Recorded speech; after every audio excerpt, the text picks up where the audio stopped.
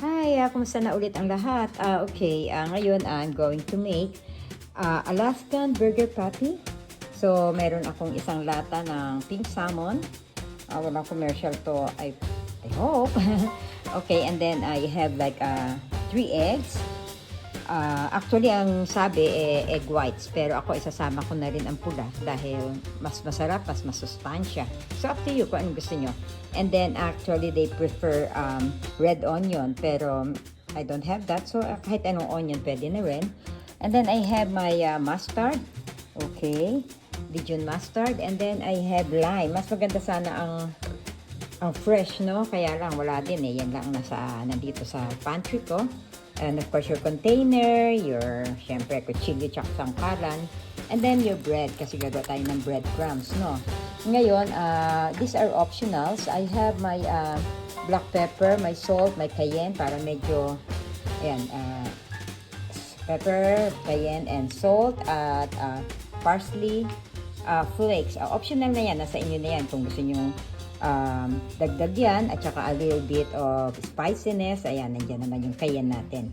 Okay, so let's proceed. At saka nga pala, before I forget, lahat ng mga measurement niyan up to you, okay? So, depende sa anong lasang gusto ninyo, mas maanghang, mas maalat. So, up to you guys, okay? Okay, so what I did, hiniwa-hiwa ko na yung aking bread, no? Para maging bread crunch siya. Ngayon, nasa inyo na yung kung anong gusto nyong size. Mas maliit, mas malaki. Up to you. Pwede yung durugin. Yung iba nga gumagamit na sila ng powdered breadcrumbs eh. Sa akin naman medyo chunky eh. Ito yung gusto kong gawin.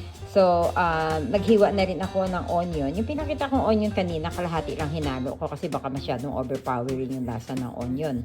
And then, another optional na nasa inyo na rin, pero nakita ko mukhang masarap naman siyang idagdag. Subukan natin. So, meron ako nakita ang aking cheese, no? Cheddar. So, any kind of cheese, whatever na gusto nyo. At para bumango, meron din akong sesame seed oil. Okay. So, pinagsama-sama ko na ito at gaya nga ng sabi ko kanina, lahat ng mga ingredients na pinakita ko, ipagsasama-samahin na natin dito. Ibibit ko lang yung egg, tapos ihahalo ko na rin siya. Basta lahat yan sama-sama, no? And then, I'll come back to you. Okay, guys. Okay, so, sinalang ko na itong atin non-stick pan. Medyo medium low. Yan.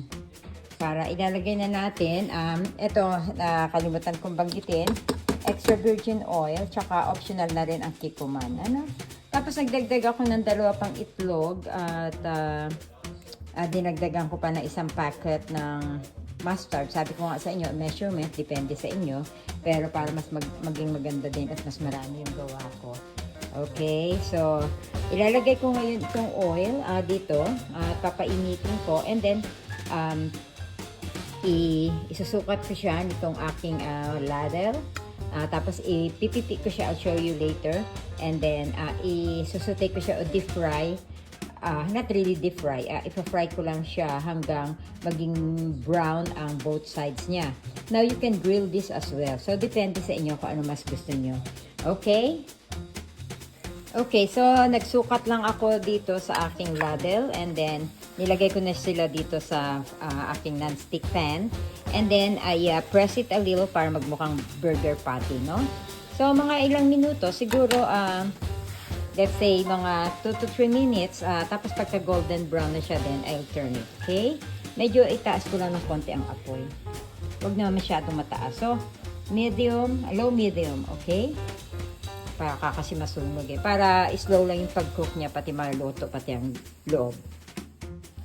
Okay, so kati-turn ko lang siya. See, ang ganda ng kulay niya, no? So, yung other side niya, let's fry it for another 2 to 3 minutes, no? And then, ihahango natin siya, lalagyan na natin siya sa lalagyan natin, sa serving platter, and then I'll cook the remaining. Okay? Okay, ito na yung ating finished product. Sasalang ko pa yung remaining, no? At dinagdagan ko siya ng another minute. So, naging 3 to 4 minutes para crispier and crustier. So, depends sa inyo kung anong mas gusto nyo. Gusto nyo mas soft, then mas makonte ang pag-fry natin. Okay, so I put another set of small amount of olive oil. hanggang sa uminit ito, and then I'll put the remaining ingredients natin dito sa itong na-mix na nating, itong mixture natin, ilalagay ko na yung remaining, okay? Okay, so sinalang ko na yung remaining of our mixture. But this time, gagawin ko na lang siyang 4 minutes, okay? Instead, 3 to 4 minutes. So, up to you kung gusto nyo crispier or crunchier, okay? Okay, so luto na yung ating salmon patty na pwede natin gawing burger. Pwede natin ilagay ito sa bread together with lettuce or tomatoes, slice of tomatoes, tsaka kung ano pa mga gusto nyo ihalo, mustard, whatever, ketchup. And then, I'm going to taste it kung masarap siya. Okay, let's see.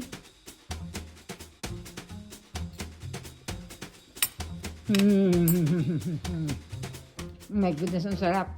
You will forget your name. Okay, try nyo ito. And then, maybe you have your own version. So, gawin nyo kung anong gusto nyo.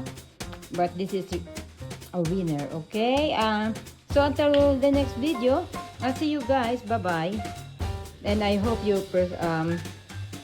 like my video, you share it, you like it, you subscribe.